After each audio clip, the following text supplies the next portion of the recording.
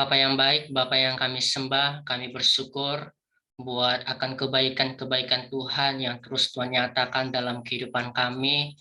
Kami bersyukur buat segala sesuatu yang Tuhan kerjakan begitu amat baik dalam hidup kami. Tuhan, kami pada saat ini kami mau belajar bersama-sama akan kebenaran firman-Mu.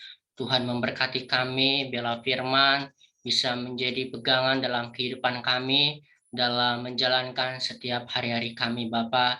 Berkati hamba, berikan hikmat, berikan pemahaman, berikan bahasa yang mudah, yang dapat dimengerti, sehingga firman yang ditaburkan bisa menjadi berkat bagi yang menyampaikan dan juga yang mendengarkan. Terima kasih Bapa, kami serahkan waktu dalam penyampaian firman ini ke dalam tangan Tuhan.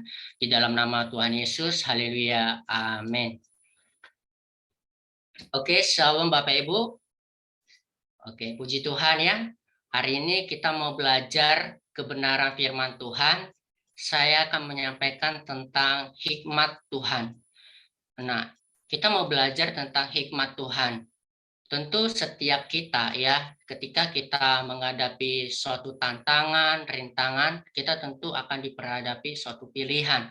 Nah, tentu kita harus mengerti apa yang harus kita lakukan ya, setiap langkah yang kita ambil, keputusan-keputusan yang kita buat.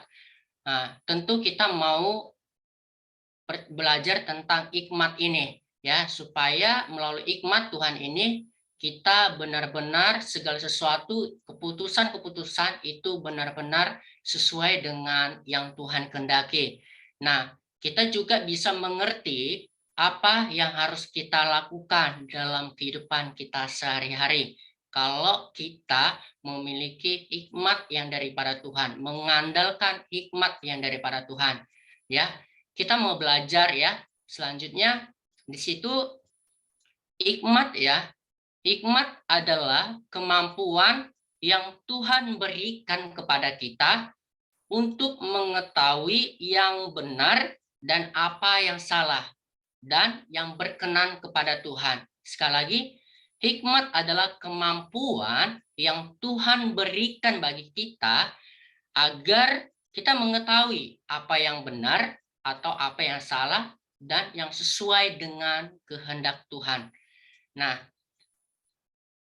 mari kita buka Alkitab kita di dalam 1 Korintus 2 ayat 6 sampai 7. Di situ ada hikmat yang benar. Nah, saya akan bacakan untuk kita semua. Hikmat yang benar ayat yang ke-6. Sungguh pun demikian kami memberitakan hikmat di kalangan mereka yang telah matang, yaitu hikmat yang bukan dari dunia ini dan yang bukan dari penguasa-penguasa dunia ini, yaitu penguasa-penguasa yang akan ditiadakan. Ayat yang ke-7, tetapi yang kami beritakan ialah hikmat Allah. Tetapi yang kami beritakan ialah hikmat Allah yang tersembunyi dan rahasia, yang sebelum dunia dijadikan telah disediakan Allah bagi kemuliaan kita.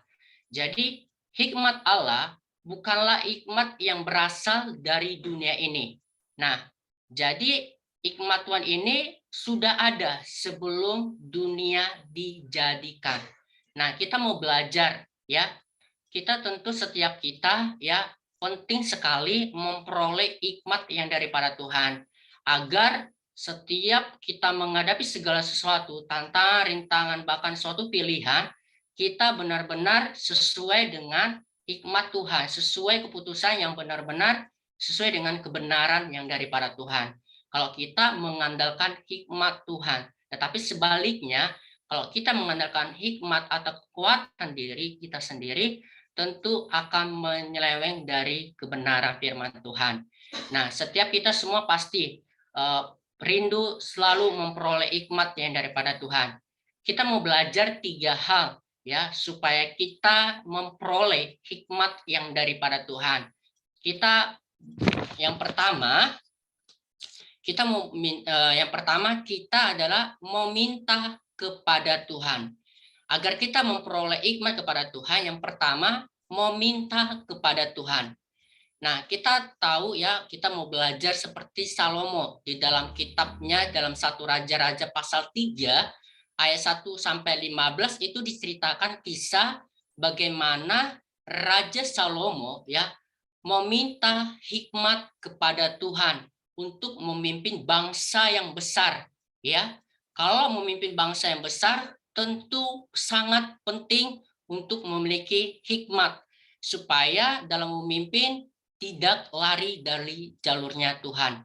Ya, di situ Salomo meminta hikmat supaya ketika dia memiliki hikmat, dia bisa memiliki hati yang paham menimbang perkara sehingga dapat membedakan antara yang baik dan antara yang tidak baik. Nah, itu. Jadi Salomo meminta suatu hal yang demikian supaya dia mengerti apa sih yang harus saya perbuat. Apalagi bangsa Israel adalah bangsa yang tegar tengkuk, begitu sangat sulit untuk memimpin negara bangsa ini.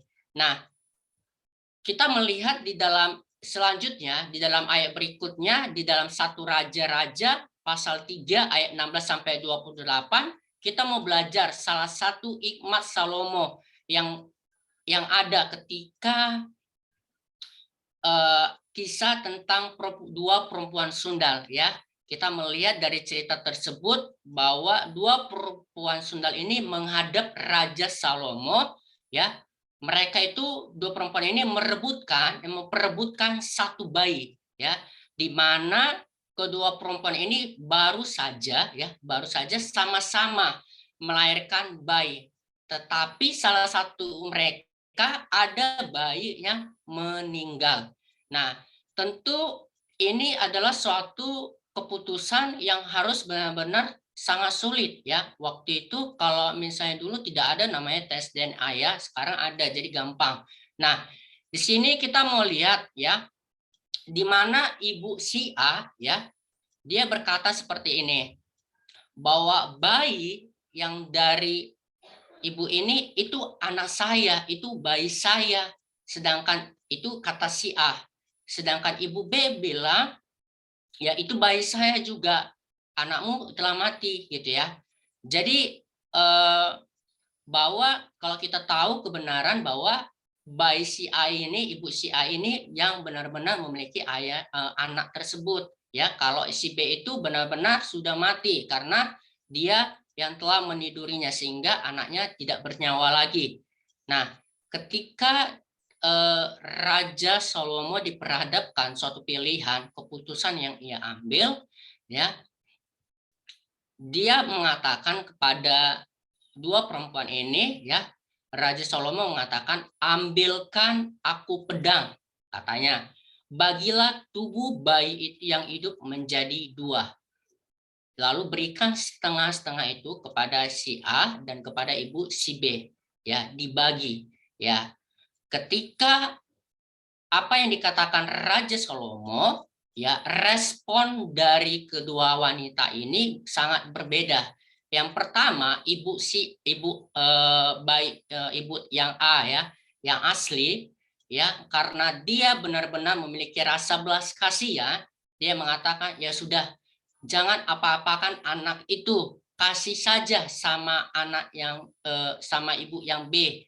Nah, tetapi ibu B ini menjawab respon yang berbeda. Katanya, bunuh saja supaya tidak ada sama saya dan tidak ada sama si ibu ini. Nah, dari sini Raja Salomo tahu bahwa yang asli yang memiliki anak ini adalah ibu si A. Kenapa? Karena dia kalau misalnya kita memiliki ibu yang asli, ya pasti tentu punya hati nurani ya, nggak tega melihat kalau anaknya seperti itu. Nah, tapi yang si B ini dia malah dibiarkan. Nah, di situ dia tahu Raja Salomo bahwa yang punya anak ini adalah ibu si A. Nah, kita lihat bagaimana hikmat Tuhan yang luar biasa ya, sangat-sangat luar biasa dalam kehidupan kita ya. Tentu kita melihat bagaimana Raja Salomo meminta hikmat walaupun dia mendapat bonus, harta, kekayaan, dan kehormatan. Tapi dia meminta hikmat yang daripada Tuhan. Nah, itu yang pertama. Jadi ketika kita mengambil suatu keputusan atau pilihan, mintalah hikmat terlebih dahulu kepada Tuhan. Minta supaya kita mengerti apa yang harus kita ambil. Nah, itu yang pertama, Bapak Ibu. Dan yang kedua, supaya kita memperoleh hikmat, yang pertama tadi meminta kepada Tuhan. Dan yang kedua adalah yaitu takut akan Tuhan. Ya, coba kita baca di dalam Ayub 22 ayat yang ke-28 saya akan bacakan. Di sini dikatakan, tetapi kepada manusia Tuhan berfirman, sesungguhnya takut akan Tuhan itulah hikmat, dan menjauhi kejahatan itulah akal budi. Di dalam Amsal 15 ayat 33 dikatakan, takut akan Tuhan adalah didikan yang mendatangkan hikmat, dan kerendahan hati mendahului kehormatan. Jadi cara kedua supaya kita memperoleh hikmat adalah takut akan Tuhan. Nah, takut akan Tuhan itu bukan kita ibaratkan merasa lihat serem, takut gitu, lari, tidak. Tetapi takut akan Tuhan ialah menghormati Tuhan dan menjauhi kejahatan. Ya, jadi takut akan Tuhan, kita hormat kepada Tuhan yang ajaib ya, yang luar biasa. Nah, kita menghargai, kita tahu siapa Tuhan itu. Kita hormat kepada Tuhan Yesus.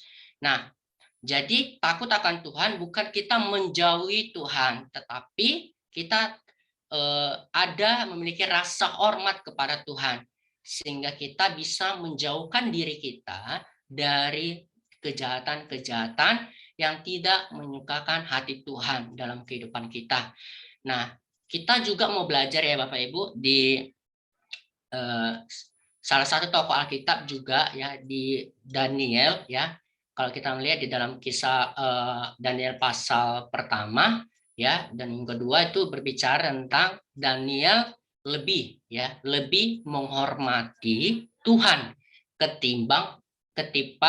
ketimbang Raja Nebukadnezar, di mana ketika waktu itu Daniel ya, dia memilih ya untuk tidak menajiskan dirinya dari santapan raja ya. Dia lebih memilih ya, lebih menghormati Tuhan, menghargai Tuhan daripada Raja Nebukadnezar, sehingga Daniel tidak menajiskan, tidak menyentuh ya hal-hal yang tidak sesuai dengan kehendak Tuhan. Nah, ketika Daniel melakukan hal yang demikian, Bapak Ibu, kita melihat di dalam Daniel pasal yang kedua, situ ada menceritakan tentang mimpi. Nah, Tuhan memberikan hikmat ya, memberikan suatu penglihatan kepada Daniel tentang mengartikan mimpi Raja Nebukadnezar. Kita melihat begitu banyak ya orang-orang yang bijaksana, orang-orang yang pintar, ya orang-orang yang berilmu, orang-orang yang jampi, ahli sihir, dan para kastim ya. Mereka adalah orang-orang yang sangat hebat, tetapi mereka tidak bisa mengartikan mimpi oleh Raja Nebukadnezar. Tetapi hanya Daniel yang bisa mengartikan mimpi oleh Raja Nebukadnezar. Nah, jadi kalau kita takut akan Tuhan, Tuhan akan memberikan kita hikmat yang daripada Dia. Nah, itu yang kedua. Terus yang ketiga, Bapak Ibu, selain kita selain kita meminta kepada Tuhan dan takut akan Tuhan, dan yang ketiga adalah kita mau merenungkan dan melakukan firman Tuhan. Nah, kita setiap hari ya mendengarkan firman Tuhan melalui setiap ibadah-ibadah yang kita lakukan ya. Bahkan kita sering juga membaca firman, yang sudah kita selalu membaca firman.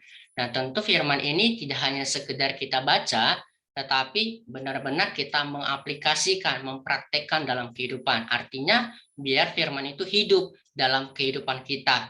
Nah, kita mau baca di dalam Mazmur 119 ya Bapak Ibu ya.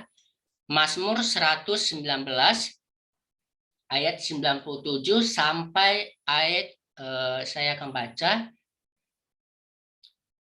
100 sampai Mazmur 119 ayat 97 sampai 102. Di situ dikatakan, betapa aku cintai Tauratmu. Aku merenungkannya sepanjang hari. Perintahmu membuat aku lebih bijaksana daripada musuh-musuhku. Sebab selama-lamanya itu ada padaku. Aku lebih berakal budi daripada semua pengajarku. Sebab peringatan-peringatanmu kurenungkan. Aku lebih mengerti daripada orang-orang tua, sebab aku memegang tita-titamu.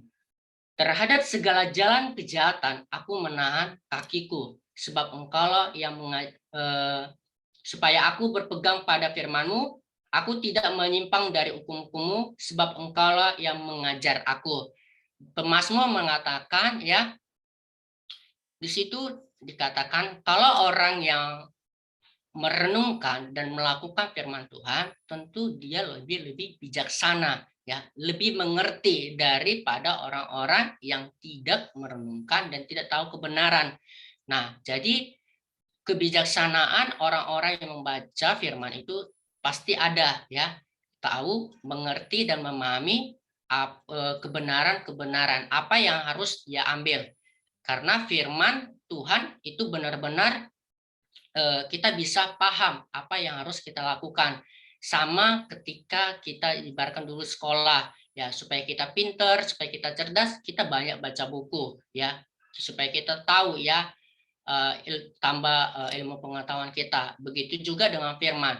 Nah, firman ini begitu banyak hal-hal yang mungkin ya begitu luar biasa yang harus kita ketahui, ya. Jadi kita benar-benar bisa dipimpin dan kita bisa dituntun, ya, kita tahu apa yang harus kita lakukan.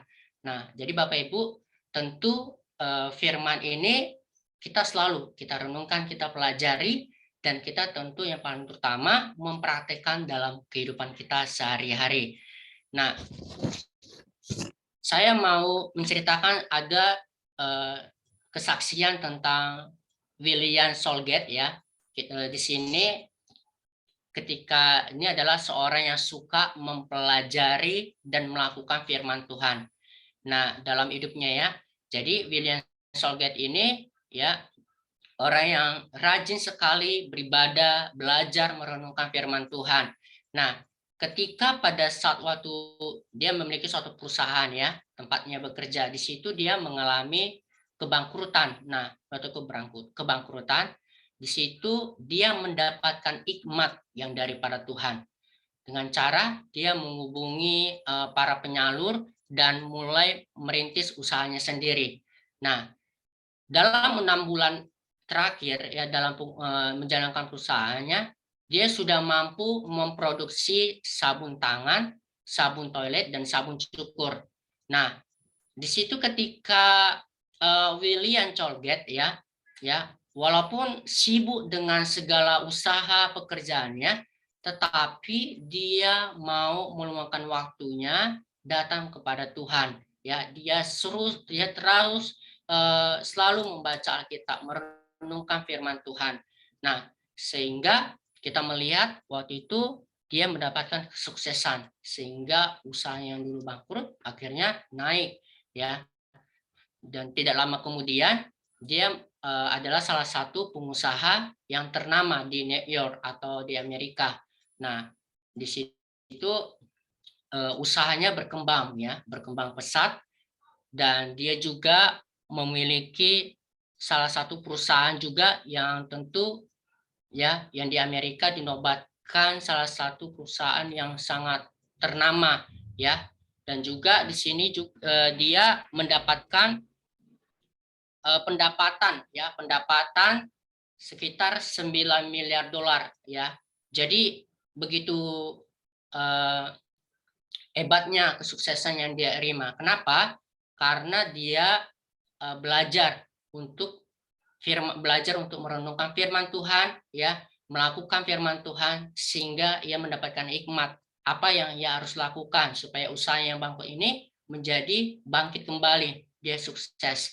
Nah, begitu juga dengan kita, ya, tentu dalam setiap apapun yang kita lakukan, tentu kita mau selalu minta hikmat yang daripada Tuhan, supaya segala sesuatu yang kita kerjakan benar-benar sesuai dengan kebenaran firman Tuhan.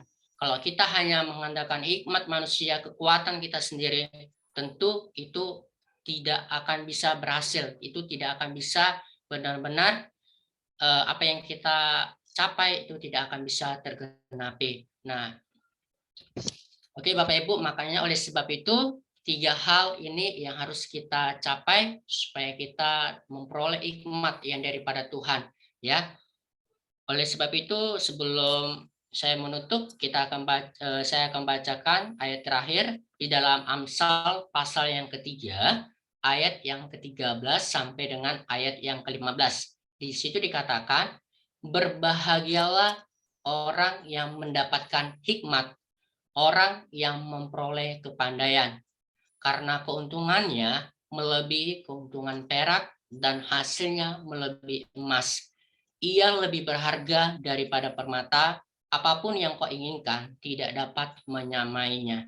Kita tahu emas perak itu mahal harganya, apalagi dibandingkan ya, kita tahu harganya sangat mahal. Tapi di situ dikatakan lebih berharga hikmat yang daripada Tuhan, daripada harta yang ada emas perak seperti itu.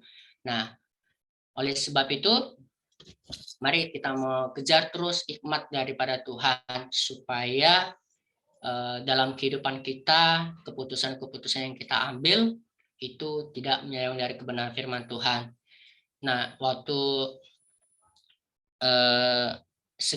saya mengambil suatu keputusan, ya tentu benar-benar minta hikmat, karena waktu saya pernah ada waktu keputusan yang tidak saya mengandalkan hikmat saya, kepintaran saya, benar-benar semua gagal ya, tidak berhasil, tidak sesuai dengan apa yang saya harapkan. Tetapi ketika saya meminta pertolongan Tuhan, apa yang harus saya lakukan, semua benar-benar bisa berjalan dengan baik. Tentu Bapak Ibu juga pernah mengalaminya ketika ada suatu hal pilihan atau keputusan yang harus kita ambil. Nah, ketika kita mengandalkan kekuatan kita, pasti benar-benar tidak benar-benar sesuai dengan harapan kita, ya. Kita ngambil si A, tetapi seharusnya si B, gitu ya. Tetapi kalau kita mengandalkan hikmat Tuhan, ya, kita tahu bahwa yang ini harus kita ambil. Nah, itu sangat penting sekali, karena kalau keputusan yang kita ambil salah, ya, tentu itu sangat-sangat fatal dalam kehidupan kita, ya. Oleh sebab itu, mari Bapak Ibu kita sama-sama belajar untuk kita terus tetap mau memperoleh hikmat yang daripada Tuhan.